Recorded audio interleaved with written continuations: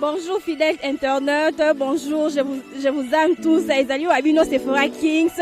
Il y a Tindika TV, Mikolo pour la retrouver ngai na Tindika TV pour s'abonner et c'est juste bot beta Tindika TV pour cause d'informations ezali précises, réelles na Tindika TV. Je vous aime tous. Tindika TV, number one.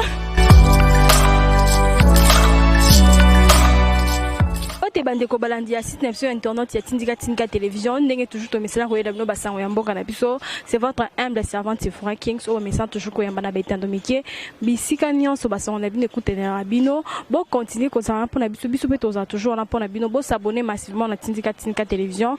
Quant à moi je salue mes boss Papi Kelier Rifin Kisombe, je salue encore mon vieux Jano Ilanga moi na Londres et moi na Nkiringoto na bosanyo te mon vieux Jano Ilanga na bosani susute ali da tango ya Benedict Mwanza na koloba mbote mwana mboka maître Franck Alolo.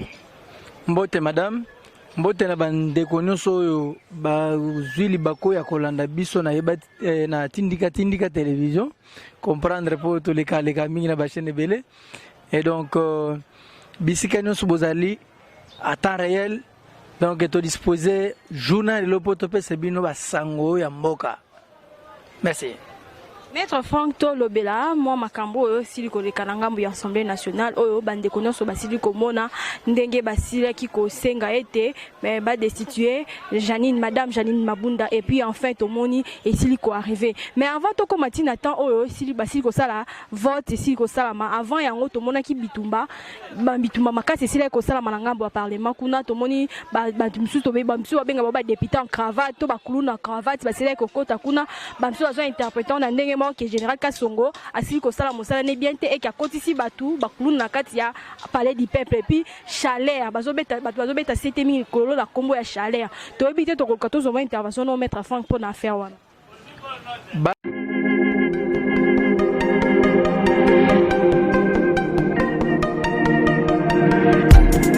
Après 25 ans d'expérience, eh oui, de 1995 jusqu'à ce jour, Elton Storm, l'unique shop congolais de Londres, la Grande-Bretagne, où il la Londres, et saliko ça la fierté à la communauté nabiso, et surtout, il y a un homme d'affaires congolais sérieux dans la diaspora.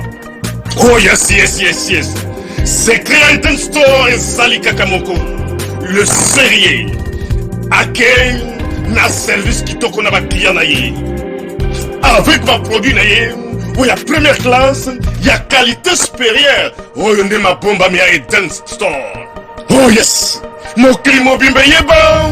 La maman à Londres va confirmer. Eden Store, c'est le berceau des produits cosmétiques.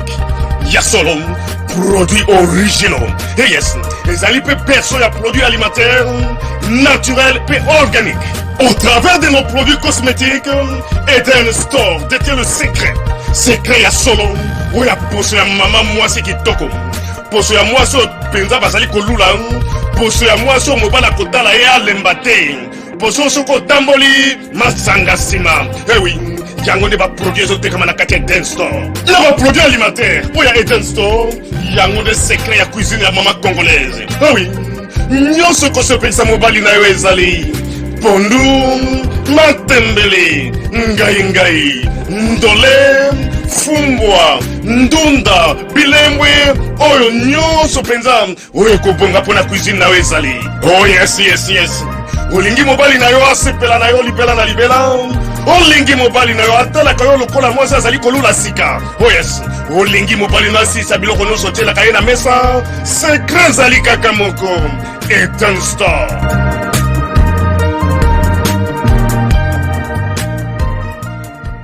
Tu as FCC, ngana benga mingi bato FCC, baza bato yo ba mesana bitumba.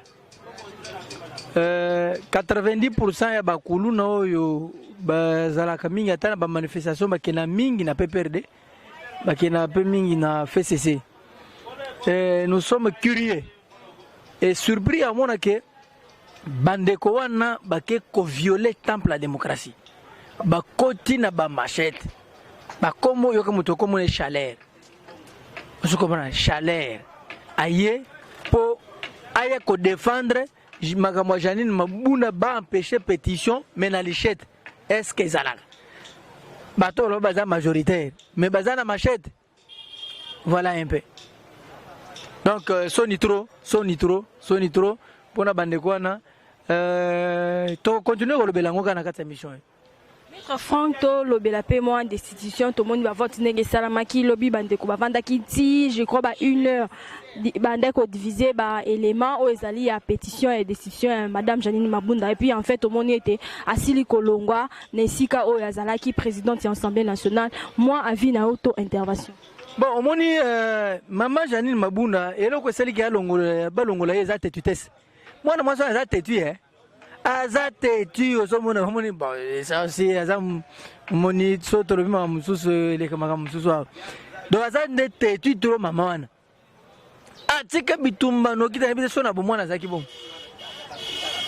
makamo asali ba député ko futa bango mabe ba assistant koloba kutu te yake na ozo mbongo ye moko na bank moni kester wana na titire na adjoint baza kutu te ayeka apesi bango lo meye bo sala bo bobo mamoto mama wana balandre bité do a diriger assemblée on dirait Ngwatanamo azo kanga bakadena partout bitu omona bitu meneza ba prisonnier Ngwatanamo za ndema mama nani mabunda comme ne so boza po azaki mutu akala azaki nani madame Janine Mabunda oyo président akala oyo bato FCC azaki bo mona sute akei pas offendre les sous-dans le parlement akuzalete soni wana yo zaki na marteau boy ozonga suku na arobenini so atemika bo arobrika wo bo wolola ye conséquences zane akene poto akene neka vana na poto mais tout le monde a image que les lots tout le monde est dans un aéroport tu es soka voyager mais na yebisi yo aéroport wana osani yake voyager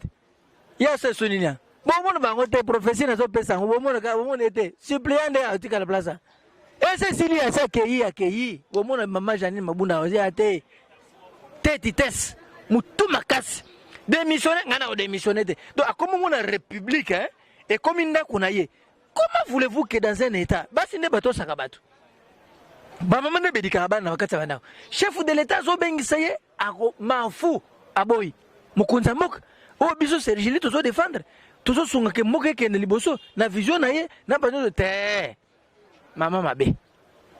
Maître Tolobela paie moi voyage tout le monde le sénateur a vu Joseph Kabila tout le monde qui a signé au Sengato a signé qui pousse à Nangambo aéroport pour qu'il a voyagé bah signé qui kobo et voyage mais tout le monde le long enfin a voyagé à Kei à Mati Pepo na ni na emoko na jet privé na emoko a signé ko décoller pe ko koma na ici quand il fait comment on a voyage na ewana to gros moment malobano à faire un voyage. C'est un voyage négocié. Un voyage où ils ont la garantie belé. Donc na ninga ke wana azaka surveiller ti akozonga na ye ti na voyage ne pena eza non événement pour na biso parce que batone basi bakwei kilobi bon yo sko adiembelo ndenga voyage wana so akelo ala so yabe azonga na ye kaka FCC ezali ko compter ko zongisa to ko présenter candidat mususu na place ezali ya Assemblée nationale. Mais bon bazaka na soni si le bato FCC ozomona wana bango bazaka na soni te bato bakoli na impunité nyonso na bango eza impunité. FCC c'est le mal de l'identité congolais ozomona bato wana FCC wana bato te eza pas de souté bazaka otozana majorité na parlement 345, 350 quelques babano quitte tina soka 315 mais lobby parce que moins de 200 de majorité kaka vous savez la majorité ne se présume pas la majorité se constate par le vote vous comprenez bon majorité au moins qui lobby batoki nane mi mwilani ya combien akenda tele maboy mabe azonga boy mabe boko zala wana ti majorité comme minorité omoni le peuple gagne toujours baza majorité te mbanga ne baza na ngondo zomono wana lukuta oh moni mo lukuta la na FCC nazo biso batute zomono noza tozana ndeko na yo moko balimba balepa muto FCC bo bandana na mabondeli ke baba twana baza na degré ya lukuta moko Mbone mutamona kimbongo. Bango ne batango sa bango na bango. Bongo côté chef de l'État mbongo ko. Les députés se sont assimilés. Ba député ba monique nama. Yo somo na parlement. Député okende pour que a défendre bazo batindie. Et ben ba noma bango bazana ba base te. Po bazana 3 itomato ma besa bango pas chef de l'État. Soki bato ba keite. Bochete tesa na parlement, tozo dissoudre. Bamzo bi mama. Na utaki na banka na zwaki 50,000 nyongo. Ngamona na utaki kote mbongo ko sangisa bafutela kinga caution. Baze zana nute. Te. Bana pena bango musu barataki na gratuité bamzo bi na komi député na bango na privé. Privé be minerva le mati. Ba dissoudre parlement akoma chômeur. Te. Na tiki bino. Allez, na ke kota raison. Ndo moni. Mama Janine Zaki wana. Bazaki su. Batombi mbongo na bango place wana. Ba député merci beaucoup pour bolé mbongo ya mboka. Bolé bango mbongo pe bo voter bango te. Quand on n'a pas ko so ba pesi nous so bolia. Mais tout le monde peut battre FCC bakizé batongamba yi de pesque basile ko za corrompu ba corrompre ba député mususu na ba $500,000 na ba jeep ya ba TX et tout basile ko pesa bango pour qu'enfin ba voter madame Janine Mabunda te. Batu oyo ya FCC bazana te bana mike. Omoni mwana muke akima même molili. Soka kure kena ndako boye pa. Omoni mwana muke bando ganga. Ero kaniselo kumobo mateli mwana muke na nzoto me koba mwana koba no lebo na kata na parce que molile ko ne bato FCC wono bango baluka kabo même à l'occasion de rien à l'occasion de rien babanika ko incriminer ka batu te ngozo mono wana incrimination ya FCC ezana tina mokote même Satan lobby s'est répandu à tiki bango Satan la chaki mama mabonde lobby à la chaque question à la chaque musu so koyi kuna o ngai na beli AVC o koya ye kana ye ba ko destituer ye donc na 489 fois na mabunda ba destituer ye oh mais zo mon magamuza. Mais tout le monde peut pétition contre Tambo Mwamba et si peut ko banda kala mingte donc bango nyonso baza okende na yebisi yo mama tango zo kombola ndako mabele nyonso bato bakotaki na kati ya ndako otika Evan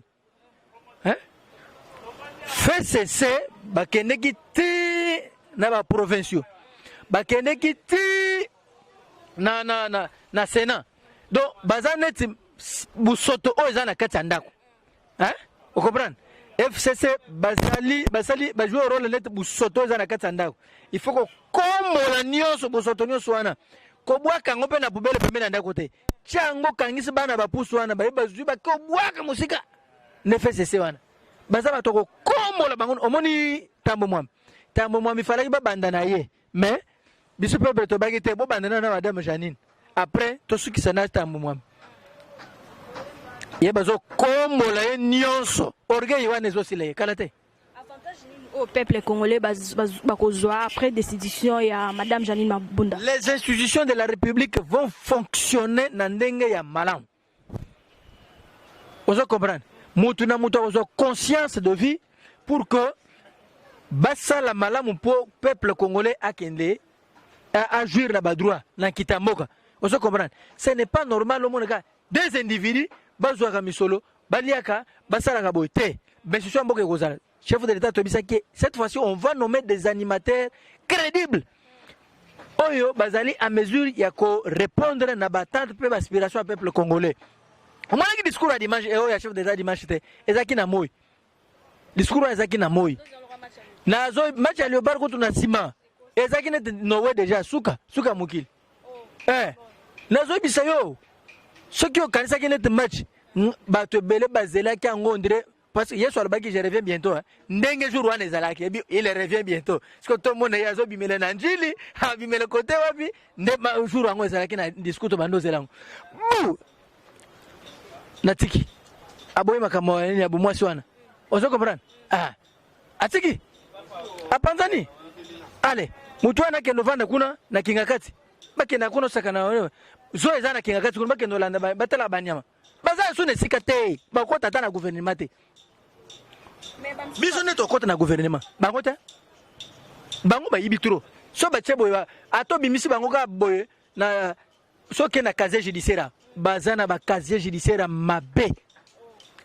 mabe nazo biso so ateka boy ban plainte bo nyos tu makambo mabe teme tala oyo asala kibo a détourner kibo ba tout ba to fait cesser wan bon zo ngate. Moni pe Francine Muyumba asili koloba ete la bataille est perdue mais la lutte continue toujours. Francine Muyumba aza mwana mwasi ye aza na makambo neti ya mama Mabunda ouais bango baza batu moya baza na passion ozomona bazomona makambo mboka neti ndako. Ça ce sont les affaires ya mboka te ngala loba soki bocheka na parlement congolais boche mwana mwasi pa makambo kende liboso te lelo bomona ngo te. Et bien pour valoriser peu basi. Congo za Congo mboka te mwana mwasa bando dirigent de parlement bala mo au craquet. Au craquet. Congo za mboka ba problème il faut za ba nerf solide et sengana mibali. Après tant que démocratie au vanda makasi nde ba maman ba komo diriger ba unité parlement wan. Na biso na Congo. Congo za black day. Oku fona souci. Na zo biso, oku fona souci. Po Sergili to dénoncer, ba obo ba dénoncer, ba obo na nengo lamba ndako biloko na ndako papa na bana bale ozalete. Moni il faut banga bato baloba mingi te parce que tonde les sénateurs à vie bagé bande bato baza ko entourer baza ko loba mingi mais apparemment non dans le beta un mois. Azana nini ya oloba? Ya oloba nini? Mutu aloba so zana mambo oloba. Te ko banga nini?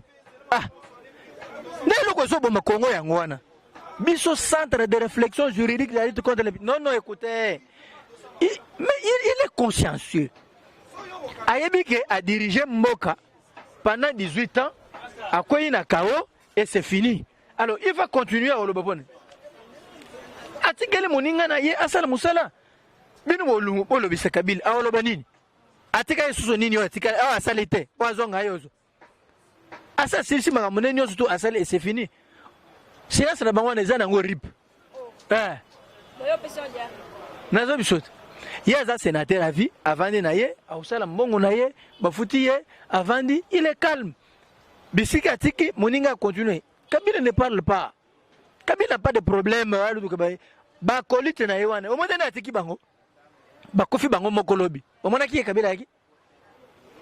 Mboka maître Franck Alolo to moni pe bandeko to bazali bat mususu bazali ko senga société civile bazali ko senga to ezali ko inviter le ministre Ilukamba si la ko retirer ni na ya si la ko déposer to asa la démission na ye to pona faire wana oroluka ko bakisa nini pona faire Ilukamba ndeko Ilukamba azali professeur universitaire mingi nazana moko bana nanga benga ye Pepe Pepe parce qu'azali mukolo azakoko village c'est un parent il n'y a pas un moutou azali moutou je ne pense pas que professeur Ilungi Lunkamba a kolinga zala humilier na motion ndenge ba humilier ba nani ba Mabunda te il va démissionner ça je vous dis vrai Ilungi Lunkamba va démissionner ici 4 matin boyo que démissionner non pas tout parce que ce qui a sakani il sera humilié. N'enga ba humilié ba Mabunda wana. Yo wana biso ba stratégie zao. Pan. Soki boboyi ko esi biro Mabunda. Yo ba 4 cartouches pan to ko dissoudre. Soki boboyi to meki avant que tu dissolution, on saisit la cour constitutionnelle pour interpréter ordonnance nommée Ilungi Lunkamba. Cour constitutionnelle. Kana ba juge ba contester ki wana. Et réponse zalani. Pas bakwei. Ce qui court constitutionnel peut position malamu te baye ba dissoudre. Vous entendez bien? Est-ce que ba linga ba procédure nyonso? Cartouche nyonso kanisa yelinga raté te e banna moko esi ezui. Ilungi Lunkamba lelo mukoni vendredi au moins lobby samedi to lundi na tongo autique démission y pas au moins abeli ba ko na avion akena. Si tu n'entends pas vraiment. Akene na avion. Ba avion ezali. Ba kota na mpa yaki. Ba avion ba remeko ba pekisa ki on va parler société civile to ko sengele avion ba tie ya akei. To la société civile. Bon j'ai un avion akei na ye. A okene problème ezate. Parce que il va sauver l'honneur, c'est un professeur d'université a koki ko lingate tension et mata. A linga ngote. A ko lingate bo omoni santé na ye za papa. Congo eza charge. Ben le Congo bongo des charge. Des charge. Fidèle internaute, on va vraiment recommander à émission la biso mon amboka mettre Franck Alolo to le côté au moment de la fin et puis pour la base pour ça au contexte Serge libre au sande. bayimbo ke senge boye belo kumoko film bandaki lobby omoni FCC bango ezali RIP makambo na bango esilaki lobby bureau ekwe bisika bakokende lisusu eza te omoni te bango ekasanje bachange discours nemi bayaka na parlement te bayaki na parlement bato na bango batinaki na bango na bamachete wana bakangi bango na minute onazo biso bazosambisa bango bosambisa bango te badirige mboko na chaleur te oyo nga chaleur na dirige mboko on va te maîtriser il a été maîtrisé na émission il a été maîtrisé obimela wapi covid kutu esungi lisusu aquarium obimela wapi ngana na boye na okendanga inde tinjili na zui fol nanga akei na za na problème te maboko pembe na za pe mutu a fait cessé te na za société civile fait cessé basili majorité majorité réponse à majorité 350 quelques députés réponse ezalaki lobby la majorité ne se présume pas elle se constate na vote et hier na ba urne et la kisike bazana bango majorité te lokolo baza majorité te biso sergili to sepeli pona nini parce que sikoyo batu nyonso bayibaki mbongo wa l'état o bazaki na bureau ya mabunda lokolo bazaki protéger na ba immunité mbala moko kuna po longolanga mbala moko ezaki te ya mbalo yo direction justice pas procédure aucun na justice tango eye kuna batu nyonso baza na vision ya chef de l'état na ba peuple ba longolo bango immunité mbala moko ba che bango à disposition ya l'état esili na bato baza na ilungelunga bo banda bozo ba pasteur ebele ba bondela pona bino ata bo bondeli Sergili a vos dossiers sur la table esili direction justice ba député basali par na bango biso Sergili to sala par na biso direction justice pour nous contacter Sergili Bosandi bato ba contacter biso Sergili toza na numéro moko auto défendre na ba dossier na bango donc ezali plus 243 81 999 76 65 plus 243 81 999 76 65 wana numéro na biso ekanga magate butu moyo benga to pesa yo makambo nyonso solution na oyo nyonso za nango comme problème mais pona faire cesser RIP na yebisi yo basi bakundamaki à partir ya dimanche na discours à chef de l'état lobby bakundi ba po bazebele donc betape nyonso wana eza kokunda bango na ndenge oyo balonaki tozo pekola nyonso pekola tya mopanzi bo pekola totye awa bato wana ozomona baza na bamabe ebele tozozo peshe oyo totye awa tozwi totye awa ti ekotonda contener nsima tozwi yango sikoyo tokebwaka yango na fleuve à partir ya maluku po bakita bo batyola ti bakei so baki bango awa bakembala mo bwaka bango na maluku kuna po bakongole nyonso bazomona bango na nini ndenge bazoya na maluku baza kotyola na nzela wana bazoya mabe na bango moko biso te mabe na bino moko nesali ke peuple esanza bino vous devez vous repentir demander pardon au peuple congolais malgré votre pardon mais l'action judiciaire ekozanga bino te biso tokomema bino ka direction justice po bozongisa mbongo tala bakongole bakondi to bino bozo eminene kongola atambola makolo yo ozotambola na jeep salaire oza combien odéclare biloko wana na justice parce que immunité oza esu te baolongola yango mbala moko soki ka pg asengi boyale assemblée ekei pa balongoli yango ozala automatique tan batie ye tan batie ye moko ezokoma bien moko ezokoma bien ezokoma elengi fidèle internaute vraiment tokomi na suka émission na biso na kobosana te docteur Mbo azali kolanda biso depuis Paris na bosana docteur Mbo aza manager na ngai donc depuis Paris na pesi yo bambote belé Eroteka TV na pesi bino bambote belé boze belé na otanga ba kombote ozo comprendre boza trop na Canada na Allemagne tout le monde na pesi bino bambote ba bosepelaka na Sergili bosepela na Maître Kalolo mokelinge comme elengi sikoyo bato nyonso ya fait cesser direction mbala moko kaka justice ozala pe mutu akashi so po sele erreur direction justice parce que ça ba ministre pe musu akashi bazaki wana ba dénoncer te baka seke baza exempté te bino nyonso molongo moko justice esine C'était l'internet baton de ming na bato bazuli bako ya kolanda biso bandeko bazuli bako ya kolanda biso to bo partager na basango oyo na bato bazuli bakute et ko sala vraiment malamu et puis bo s'abonner massivement à Katatika télévision na bo sanité chaque caméraman nanga na Mike Luzaya du Papa dans monde quant à moi on se dit au revoir à la prochaine numéro.